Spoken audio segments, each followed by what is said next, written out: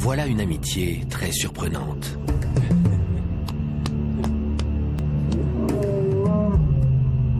De dangereux prédateurs ont accepté parmi eux un être humain. Vous avez déjà été livré au lion? Moi, c'est tous les jours. Il a fallu à Kevin Richardson des années de patience pour construire ce lien unique. Allez, viens. On y va. Mais élever des animaux sauvages en captivité est loin d'être facile. Un lion très perturbé a besoin d'aide. Un bébé hyène est sauvé d'une mort certaine. Régale-toi. Et quand les lions se rencontrent, le clash est inévitable. Mais Kevin, lui, se bat pour sauver son rêve. Je détesterais devoir me séparer de cet endroit et des animaux. C'est toute ma vie.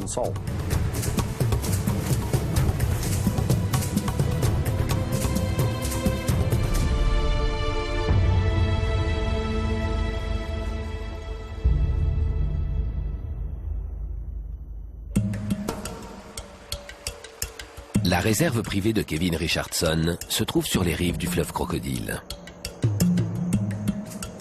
Il abrite des lions, des hyènes et des panthères noires. Le royaume du lion blanc a été créé en 2005 pour les besoins d'un long métrage. Maintenant que le tournage est terminé, il n'a plus aucune raison d'être. Et Kevin risque de devoir le vendre, ses résidents avec.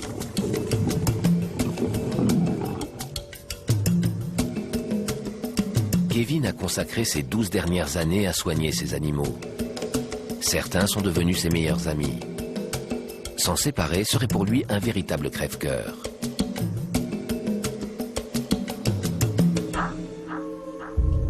Le parc ne fait que 700 hectares, ce qui oblige les animaux à partager différents enclos.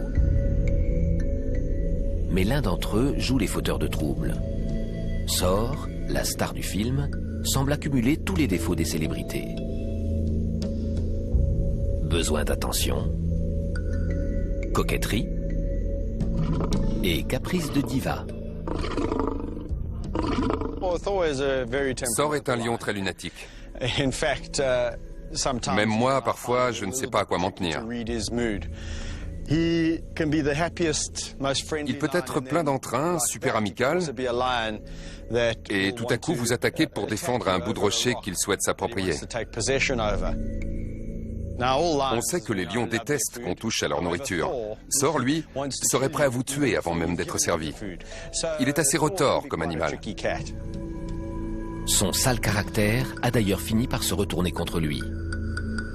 Alors que le lion est un félin sociable, après 2 ans de tournage, Sor n'accepte plus la compagnie de ses congénères. Kevin, qui s'inquiète de son bien-être, prend le temps de jouer avec lui. C'est un des rares de la troupe à aimer que je lui enfonce le doigt dans l'oreille. Et j'y vais franco, croyez-moi. Je lui chatouille presque le cerveau. Quand ils sont en groupe, les lions se débarbouillent mutuellement, ils se lèchent les oreilles. Là où ils utiliseraient leur langue, moi je me sers de cette brosse. Sor est un lion solitaire, alors je passe du temps à le bichonner, à le nettoyer. Le brosser me permet de resserrer les liens. Pendant la toilette, l'animal devient assez possessif. Kevin n'a plus qu'à prendre son mal en patience. Il faut attendre qu'il se calme. Il est très fougueux et si ça lui prend de me sauter dessus, il va m'écraser.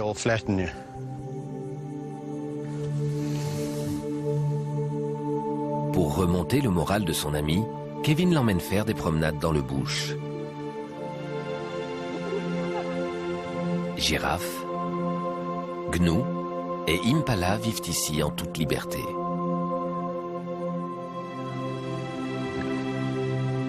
Trouver une partenaire à Sor n'est pas chose facile, mais Kevin pense avoir la solution. On lui a trouvé 2 compagnes possibles, Kusasa et Sibindi. Il ne le sait pas encore, mais dans 2 jours, on va lui présenter ces 2 très belles femelles. Elles devraient lui plaire. Mais avant, on va les mettre sous contraceptif, car on ne veut plus de nouveaux petits dans le parc. Tu vas avoir de la compagnie. Ce sera sympa. À l'autre bout du royaume, dans le clan des hyènes, la situation est grave. Gina, la matriarche, s'oppose à sa fille Oslo et leur lutte pour le pouvoir a mal tourné. Chaque femelle a dévoré les petits de sa rivale.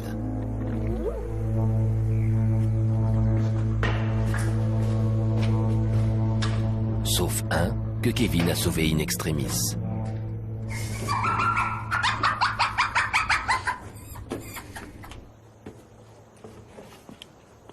Salut, Pépère. C'est le seul encore en vie. Il fallait le sortir de là. On a failli les perdre tous les 5. On va t'élever au biberon, bonhomme.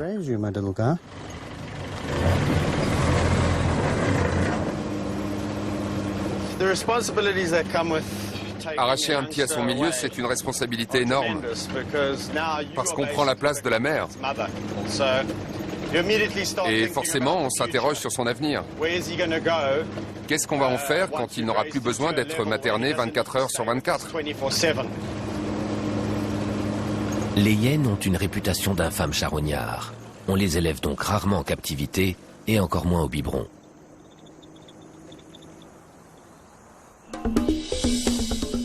Tyler, le premier enfant de Kevin et Mandy, est encore un nourrisson. Avec l'arrivée du bébé hyène, ce sont 2 séries de biberons qu'il va falloir préparer.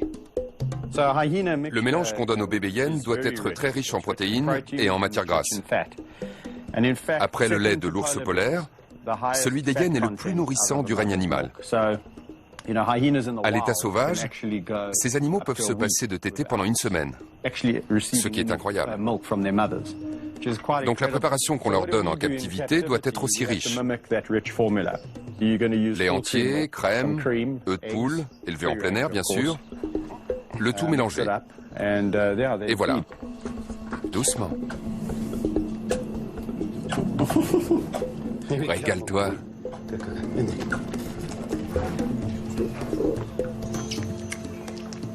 Tu veux pas faire un rototo?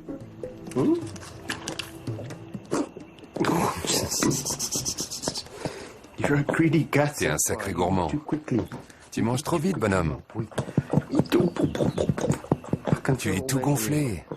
Il faut éliminer tout cet air. On dirait un milkshake. Les petits de cette espèce sont incapables de déféquer sans stimulation. C'est la mère ou le père adoptif qui se charge de leur donner un petit coup de main. Ils n'arrivent pas encore à pousser tout seuls. Pour ça, il faudra attendre encore 1 ou 2 semaines. Ils commencent à pousser. Ah, ça vient. Ça sent fort. C'est pas ce que je préfère comme boulot. Mais on s'y fait.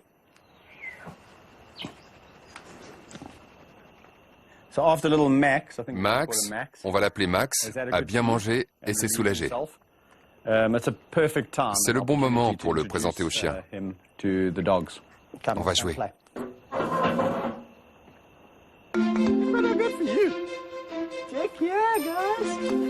Pour préparer leur retour dans le monde sauvage, les bébés hyènes ont besoin de compagnons de jeu. Dans ce domaine, Kevin a tout ce qu'il leur faut. Valentino a vu des tas d'animaux défiler à la maison. C'est un chien très accueillant.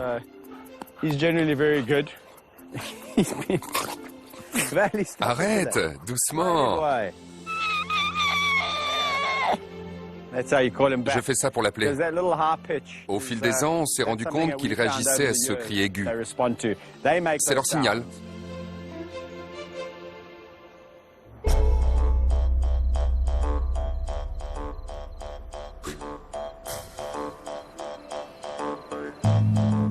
Pour éviter de nouvelles tensions dans le clan des hyènes, Kevin a décidé d'éloigner Oslo et son frère Buron. Ce jour-là, la vétérinaire du parc, Claire Speedy, doit les endormir avant leur transfert vers un zoo privé d'Asie du Sud-Est. Je vais essayer de l'attirer pour que tu puisses viser l'arrière-train. Bravo. Kevin et Claire vont maintenant devoir récupérer Oslo.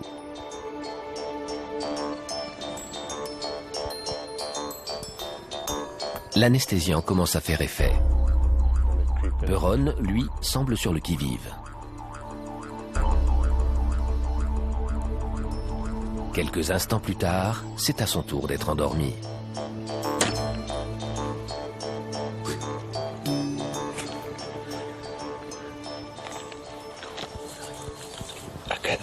Elle, c'est Oslo, la fille de Gina.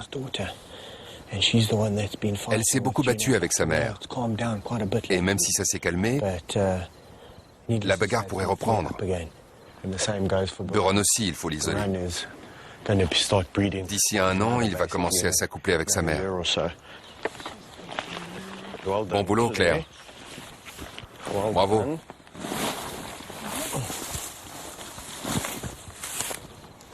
Allons-y. 1, 2, 3. Le jeune mâle a disparu. Kevin et Claire partent à sa recherche. Il n'y a pas de temps à perdre, car une fois inconscient, Buron sera une proie facile.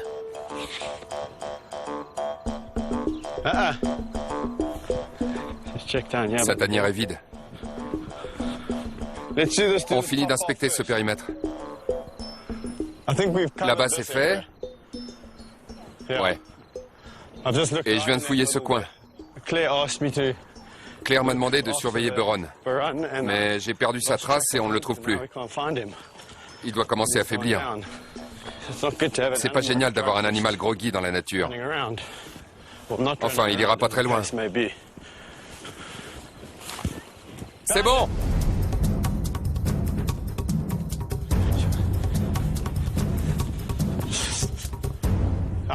Il n'était pas là tout à l'heure. C'est pas possible. Je l'aurais forcément vu.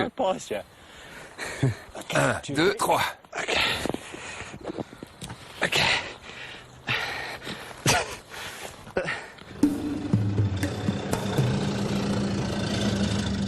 Quelques heures plus tard, Oslo et Buron sont en route pour l'aéroport. Un long voyage les attend.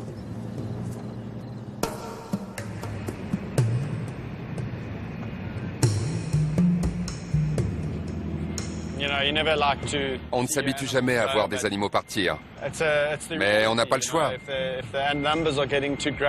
Quand il y a surpopulation et que ça complique les relations mère-petit, on est obligé de les séparer. Les gens disent qu'on s'y fait, mais c'est faux. Pour le moment, ils sont calmes. Ils ont juste les oreilles en alerte. Le plus dur pour moi, quand je les vois partir, c'est de savoir ce qui les attend pendant le trajet. Mais ils ont l'air tranquilles, et c'est le principal. Oslo et Buron s'envolent vers leur nouvelle demeure, et Kevin n'a qu'une hâte, voir si le calme est revenu dans le clan des hyènes.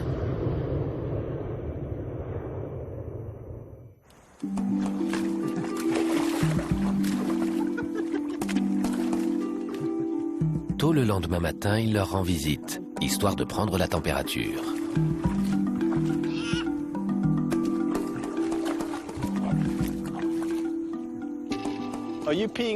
Tu fais pipi dans l'eau? C'est dégoûtant. Sors de là. Tout est rentré dans l'ordre depuis le départ de Buron et d'Oslo, en l'espace d'une nuit.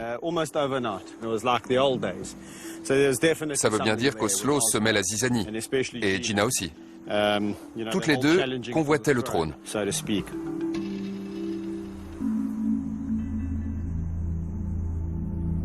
La nurserie de la réserve sert de refuge à tous les animaux abandonnés. Actuellement, elle accueille 2 lionceaux et 5 hyènes.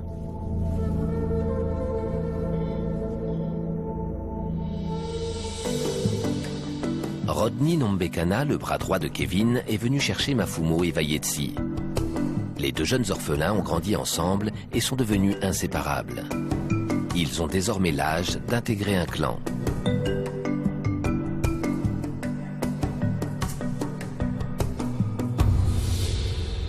Un nouveau groupe de 6 jeunes lions pourrait bien les accueillir. Mais les premières tentatives de rapprochement ont mal tourné. Mafumo et Vayetsi se sont fait sérieusement malmener. Kevin et Rodney changent alors de tactique. Pour éviter tout risque d'intimidation, ils décident de confronter les orphelins à un seul lion à la fois. Le premier sera Bandit, le chef.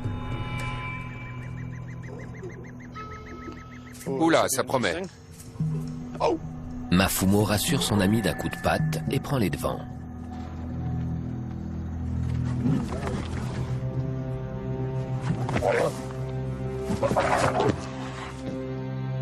Vayetsi s'abrite derrière lui. Gentil.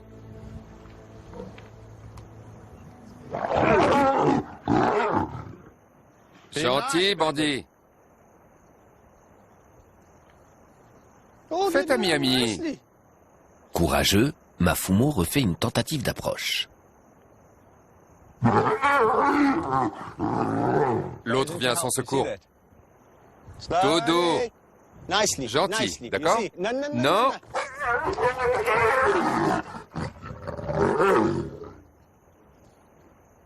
Alors? Il ne cherche pas vraiment la bagarre. Il s'est déjà fait griffer la lèvre par un des petits. Son attitude, c'est plutôt... Regardez comme je suis fort. Je vais vous remettre à votre place. Les petits, eux, ont les oreilles en arrière. Sois gentil. Et dès que Bandit rugit un coup, il roule sur le dos en signe de soumission. On va les laisser tranquilles tous les trois, le temps qu'ils fassent connaissance. On introduira les autres lions après. Autrement, ça risque de dégénérer très vite. Et espérons que ça marche. Je n'ai pas d'autre solution. Kevin a une véritable passion pour ces lions, mais il collabore également à un projet plus vaste de protection des prédateurs sauvages. Quelqu'un a besoin de ses compétences de pilote. Il s'envole vers le nord. Distance à parcourir, 800 km. Destination, le Botswana.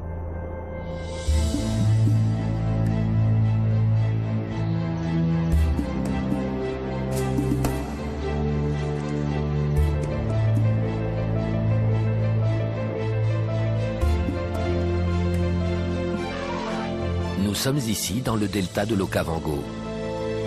Ce centre de recherche a été créé pour étudier l'interaction entre les différentes espèces de gros prédateurs dans le nord du pays.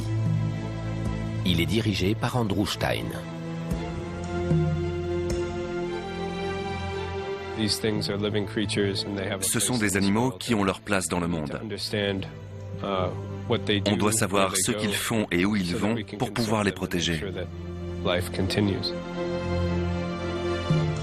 Certains lions ont été équipés d'un collier émetteur afin de suivre leurs déplacements et d'évaluer les menaces qui pèsent sur leur espèce.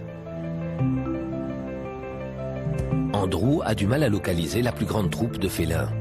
Il espère y parvenir depuis les airs. Piste dégagée.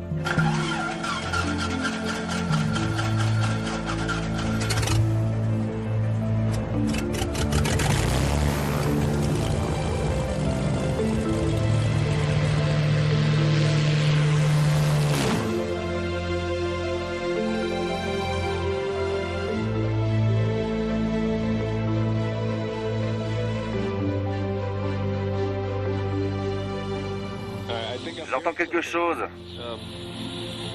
Sur la gauche. On entend bien. C'est tout près.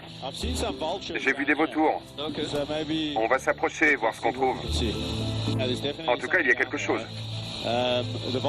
Les vautours se posent sur l'arbre. Et à côté, je ne suis pas sûr, on dirait une carcasse de girafe. Je vais survoler la zone une deuxième fois. Avec un peu de chance, ce sont les lions qui ont tué une proie. Ah, j'en suis sûr maintenant. Je vois un lion à côté de la carcasse. Ils ont bien tué une girafe.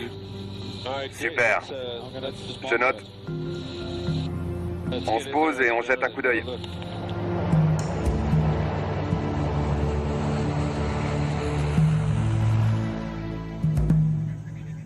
Andrew et Kevin ont noté l'emplacement de la carcasse.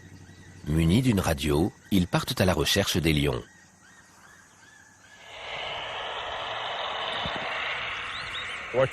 Quelle est la portée des émetteurs normalement?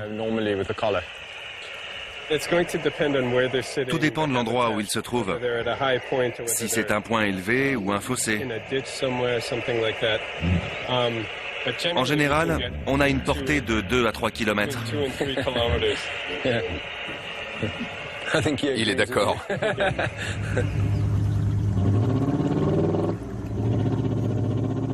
Se déplacer dans le bush n'est jamais facile, même pour les pisteurs les plus expérimentés. Très vite, Andrew et Kevin se retrouvent embourbés. Et c'est l'équipe de prise de vue qui les tire de là.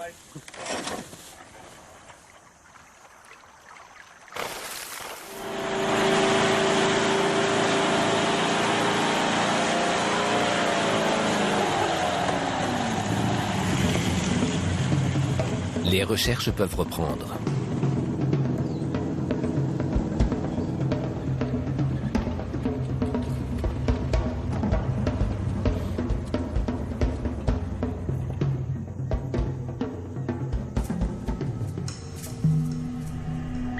Le soleil est maintenant à son zénith et les deux hommes touchent enfin au but.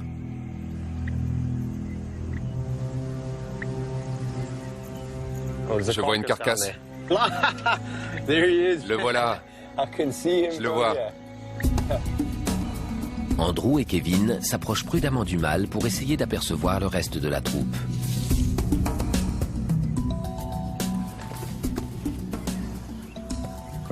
Ils sont combien? C'est le plus grand groupe. On a 6 femelles adultes, 9 jeunes et 5 lionceaux âgés de moins d'1 an.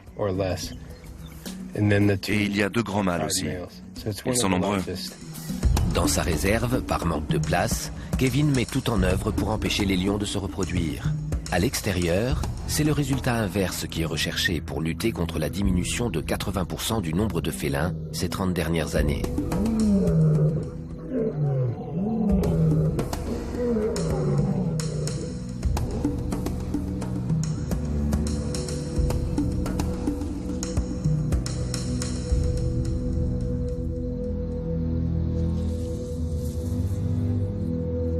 Grâce à son aide, Andrew a pu retrouver ses lions et poursuivre son œuvre de protection.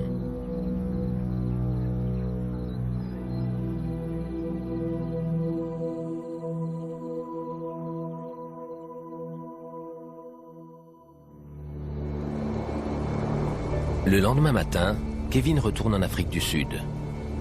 Malheureusement, l'air est lourd de menaces.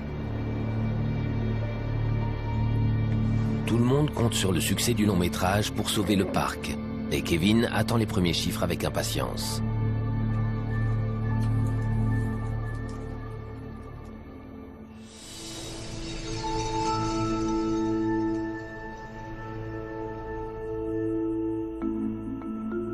Les nouvelles tombent enfin.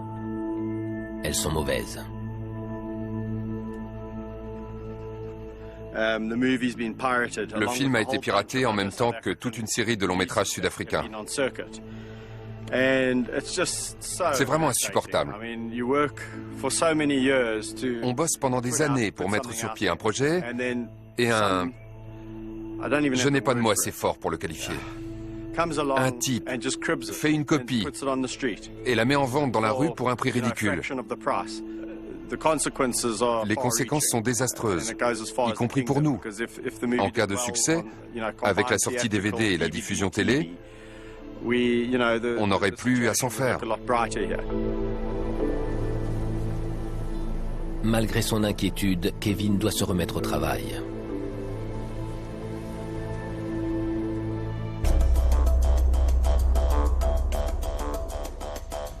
La rencontre entre Sor, le célibataire endurci, et Koussassa et Sibindi est imminente. Les vétérinaires sont venus administrer un anesthésique aux deux femelles pour leur poser un implant contraceptif.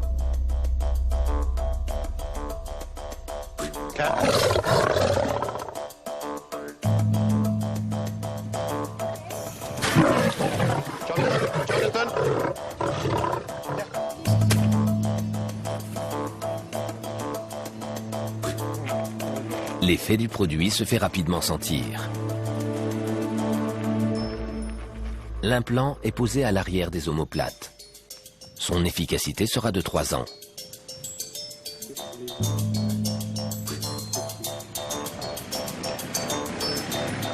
Une autre intervention d'urgence attend les vétérinaires.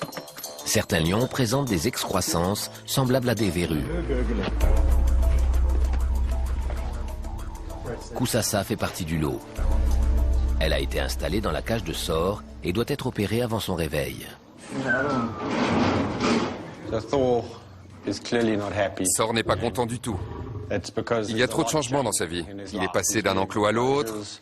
Et il y a ces deux femelles installées chez lui.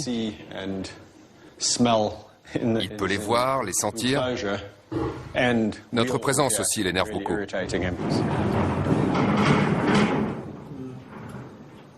Les tissus retirés seront envoyés au laboratoire pour analyse.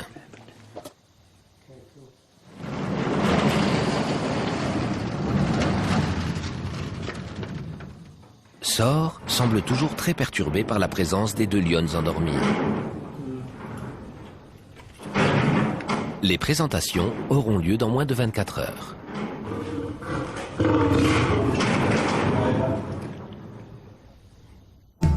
De leur côté, Kevin et sa femme Mandy pensent avoir trouvé une solution provisoire pour sauver le parc. Beaucoup de gens proposent leur aide à la réserve. Alors on s'est dit, pourquoi pas? Qu'ils viennent. Ils peuvent nous donner un coup de main et aussi contribuer financièrement à l'entretien de la réserve.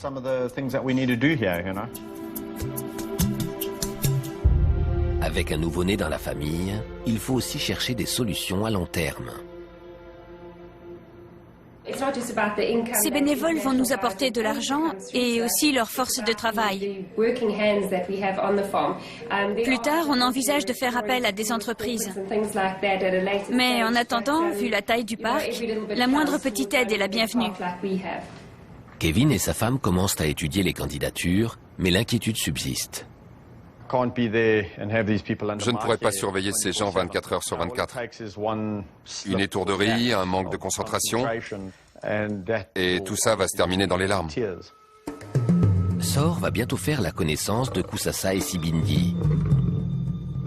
Kevin prend toutes les précautions nécessaires avant de libérer les deux femelles.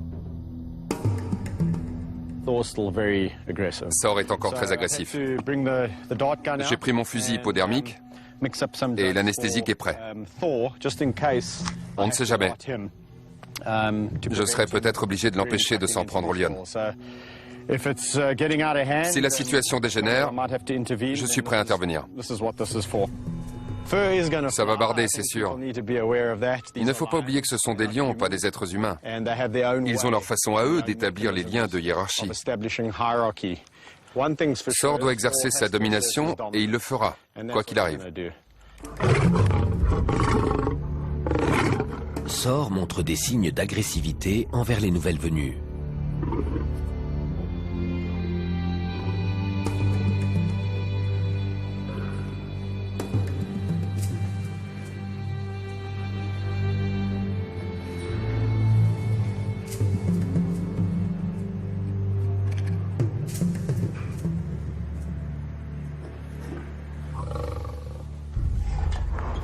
Kevin ouvre la grille et libère les deux lionnes.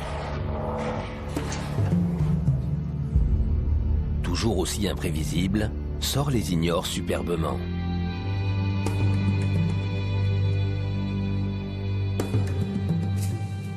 Et elles le lui rendent bien. Kevin avait tort de s'inquiéter.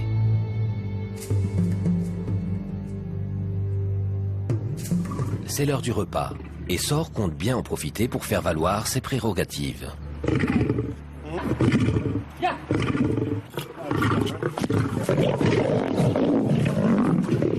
Mais cette fois, il a affaire à forte partie. Koussassa lui a barboté sa part.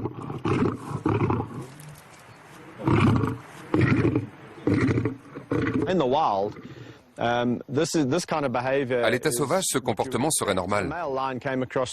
Si dans le bush un mâle solitaire se trouve nez à nez avec deux femelles, il n'a pas intérêt à engager le combat. Parce que s'il se fait blesser, il risque d'y rester. De ce point de vue-là, Sor réagit normalement. La hiérarchie sera longue à mettre en place. En attendant, ce sont les femelles qui commandent.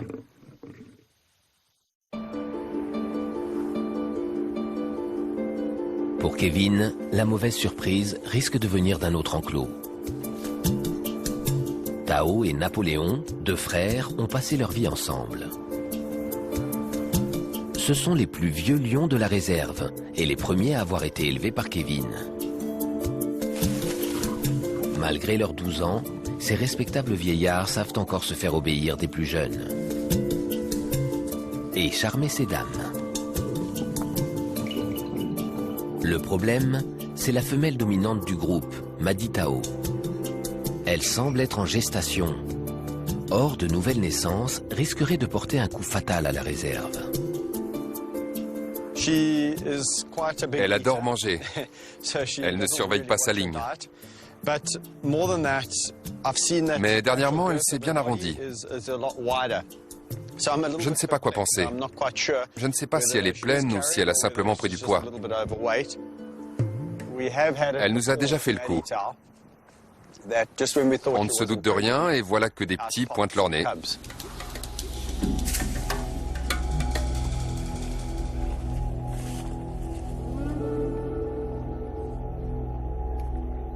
Avec ses kilos de trop,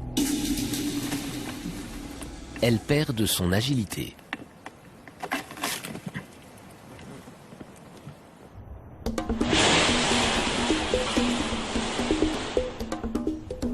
Madi Tao a été éloigné du groupe.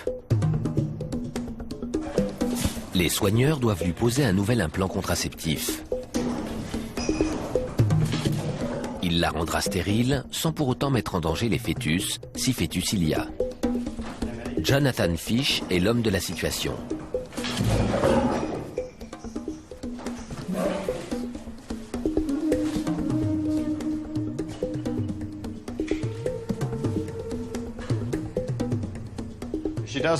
Elle est très corpulente.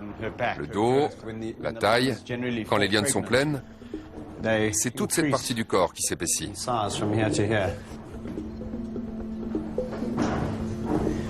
C'est du gras. Tu l'insultes là? T'entends, Madi Tao? Tu manges trop. Kevin reste convaincu que la lionne attend des petits. Le temps dira s'il a raison. À l'extérieur des enclos, les autres animaux sont confrontés à une terrible menace. Le braconnage a des conséquences dramatiques dans toutes les réserves d'Afrique du Sud. Et le royaume du lion blanc n'est pas épargné. Rodney et son équipe sont en patrouille. Récemment, ils ont trouvé une vingtaine de pièges, tous destinés à tuer des animaux du parc. La réserve est délimitée d'un côté par un grillage et de l'autre par le fleuve. Ça la rend très vulnérable parce que les braconniers n'ont aucun mal à se faufiler. Et puis c'est ici que les animaux viennent boire. Rodney ne tarde pas à découvrir un piège. C'est un lieu de passage et donc un endroit très recherché par les braconniers. L'animal ne voit pas le piège et il va se jeter dedans. Regardez, en voilà un. Vu la hauteur à laquelle il a été posé, c'est le cou qui est visé.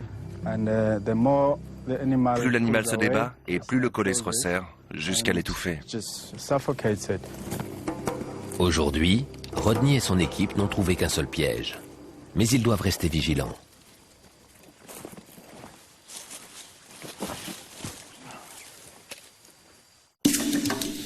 Malgré les apparences, nous sommes bien ici dans l'enclos des jeunes lions.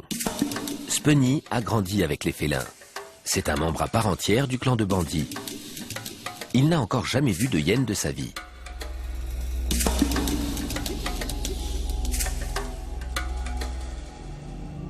Étant le moins dangereux de la bande, il sera le prochain à faire la connaissance de Mafumo et Vayetsi.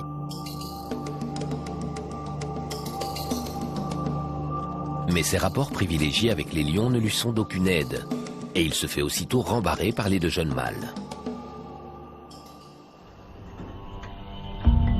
Heureusement pour lui, son vieux copain bandit vient à la rescousse. C'est la deuxième fois qu'il côtoie Mafumo et Vayetsi. Kevin espère que cette fois, tout le monde sera d'humeur plus pacifique.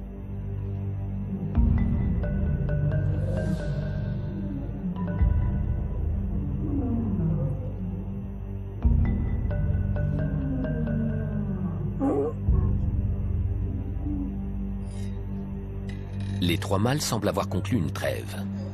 Le moment est venu de faire venir la sœur de Bandit, Gabi, une femelle pour le moins irritable.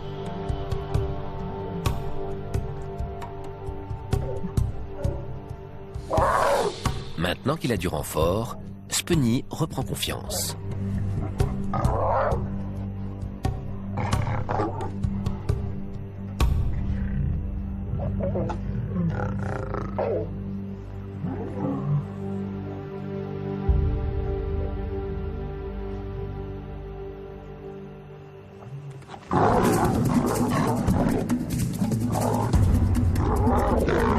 Gabi entre soudain en furie. Avec la complicité de Bandit, elle s'acharne sur Mafumo.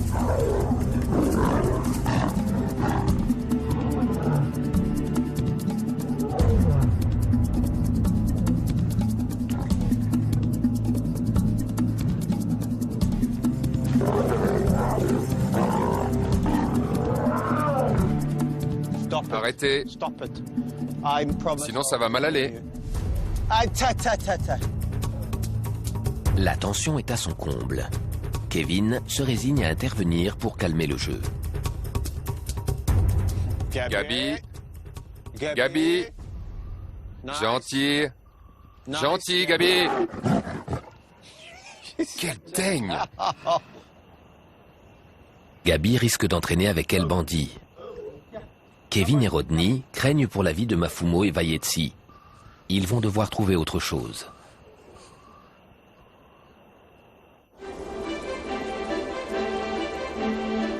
Aujourd'hui, la journée commence tôt.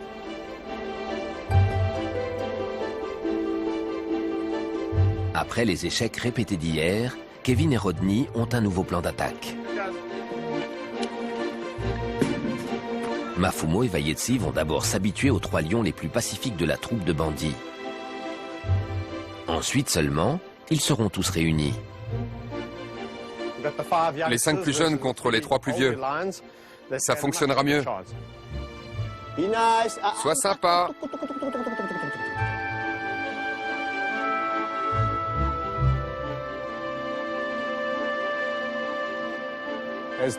Avec le temps, la tension se relâche. Ça va de mieux en mieux.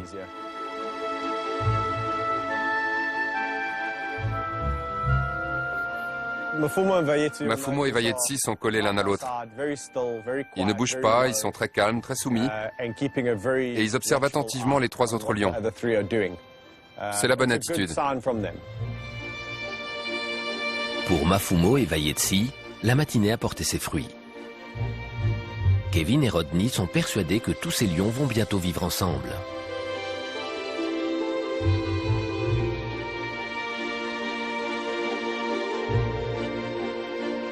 Le travail de gestion de la réserve s'est révélé payant lui aussi. Les bénévoles arrivent aujourd'hui. Je suis content, mais super angoissé aussi. C'est dangereux. Tous ces gens nouveaux qui se baladeront dans le parc, on ne sait pas où ils vont aller se fourrer. C'est plein de gros prédateurs partout, ils peuvent se faire tuer. Je ne perds jamais ce risque de vue. À 99%, c'est une question de pur bon sens. Mais on ne sait jamais. Bonjour. Ravi de vous rencontrer. Kate. Bonjour Kate. Corinne. Je vais oublier tous ces noms. René. Ah, j'oublierai pas le vôtre, c'est mon deuxième prénom. Salut. Salut. Soyez les bienvenus.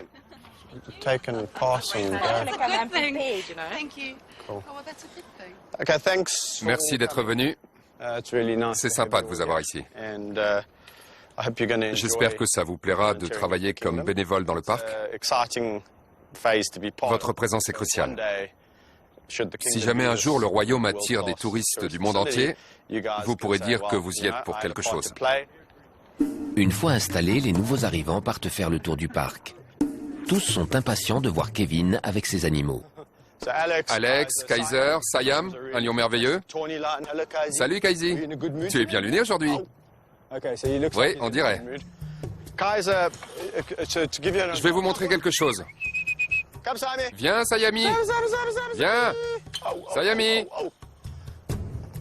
Les lions ont leur propre notion du temps. Si vous les bousculez, ça va mal se passer. Il faut être patient, s'adapter à leur rythme. Viens. Les lions ne bougent pas d'un poil. Allez. Voyant qu'ils font tous la sourde oreille, Kevin tente sa chance avec Sor. Viens, Sor. Sor l'ignore lui aussi superbement. Viens, mon grand.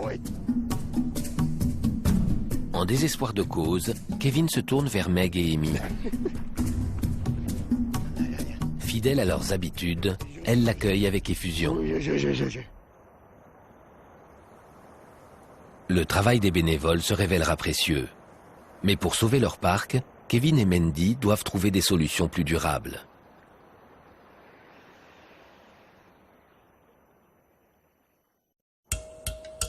Depuis quelque temps, une question est sur toutes les lèvres. Madi Tao attend-elle des petits ou a-t-elle simplement pris trop de poids? Finalement, Madi Tao est un peu en surpoids. Elle n'est pas pleine. Elle a dépassé les 120 jours de gestation et toujours pas de bébé en vue. Je crois qu'elle va avoir droit à un petit régime. Hein, ma belle? Madi Tao est sous contraceptif et c'est donc normal que son métabolisme soit un peu ralenti. Mais comme elle continue à ingérer la même quantité de nourriture, elle a pris quelques kilos. Il va falloir la mettre au régime et ça risque d'être un peu difficile parce qu'elle n'est pas habituée à se priver. Elle mange toujours tout ce qu'elle veut.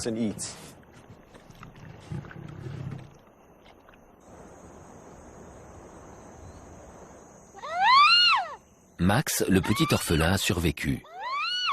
Retiré à sa mère alors qu'il était voué à une mort certaine, il a été élevé au biberon par Kevin. Il est temps pour lui d'intégrer la nurserie. Il y fera la connaissance de Mafumo et de Vayetsi, venus prendre un peu de repos loin de leurs aînés, et de jeunes hyènes très curieuses. Viens là, Pépère. Il ne faut pas avoir peur. Eux aussi, ils ont été bébés. Ils savent ce que c'est d'être le plus petit.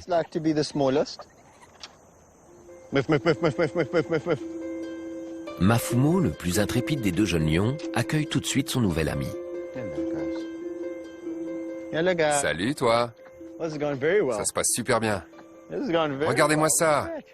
Qu'est-ce que vous êtes gentil. Quelle équipe sympa. Vous êtes vraiment adorables.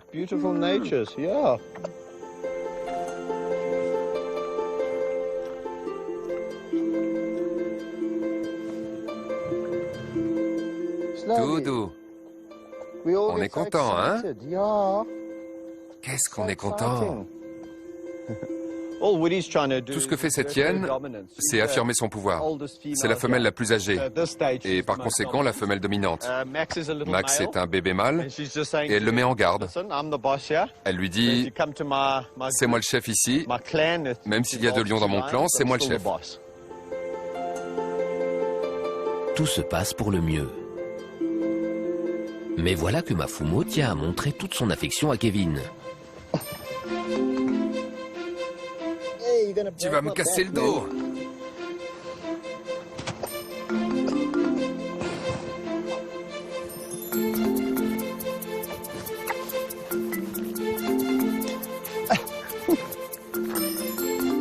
Allez, laisse-moi.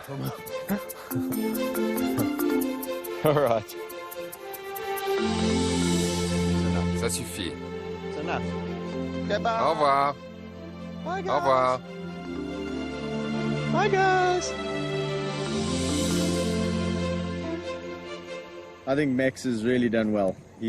Max a eu la bonne attitude. S'il avait fait le fanfaron, les autres l'auraient remis à sa place vite fait. Mais il s'est montré tout soumis, tout gentil. Et qui résisterait à une bouille pareille? Je suis le plus jeune. Je veux juste qu'on m'accepte.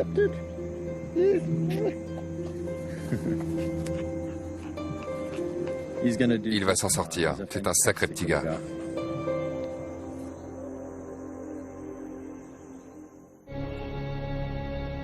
Alors que la situation semblait s'améliorer au royaume du Lion Blanc, un drame survient.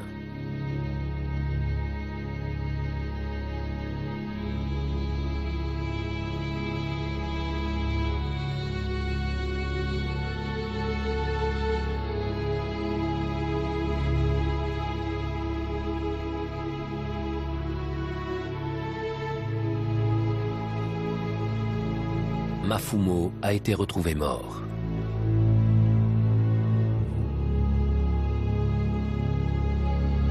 Kevin et son équipe vont devoir comprendre pourquoi.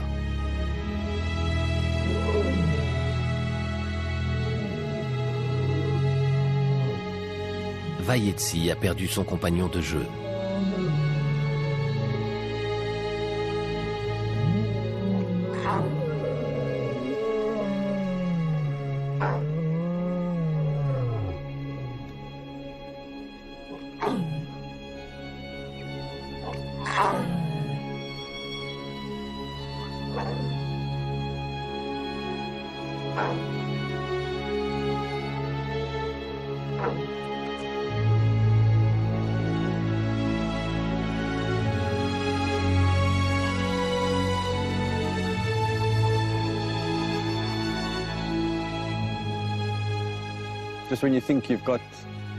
On croit que tout va bien et